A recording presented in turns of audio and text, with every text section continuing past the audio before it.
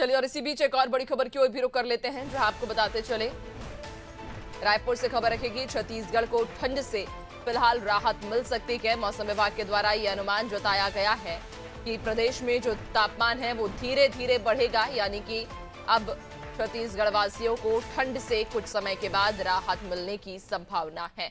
मौसम विभाग ने यह कहा है कि प्रदेश में जो तापमान है वो अब धीरे धीरे बढ़ने लगेगा, जिसकी वजह से जो सर्दी है अब वो लोगों को कम सताएगी। ज्यादा जानकारी लेंगे, सहयोगी हेमा लगातार हमारे साथ बनी हुई हैं।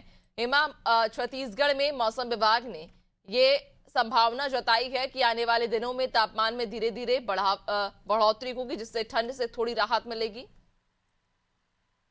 जी बिल्कुल, छत्तीसगढ़ में लगातार मौसम में उतार चढ़ाव जारी है। बता दूं कि पिछले दिनों जो तापमान है उसकी गिरावट दर्ज की गई थी।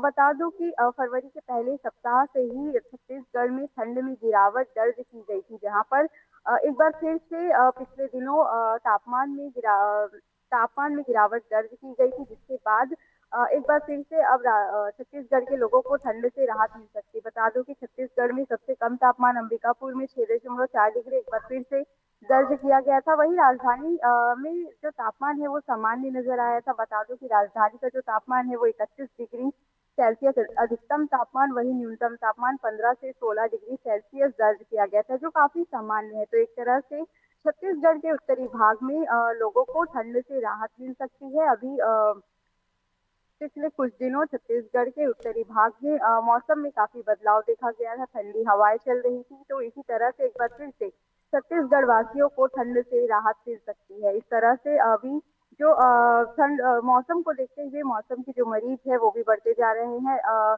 ठंड के उतार चढ़ाव के कारण लगातार सर्दी खांसी वायरल फीवर के मरीज जो है वो ओपीडी भी पहुंच रहे हैं। इस तरह से देखा जाए तो छत्तीसगढ़ के लोगों को अब एक बार फिर से ठंड से राहत मिलेगी और तापमान में बढ़ोतरी दर्ज होगी, जिससे कि दिन के समय का जो तापमान है वो काफी बढ़ जाएगा, जिससे लोगों को काफी परेशानी भी हो सकती है। जी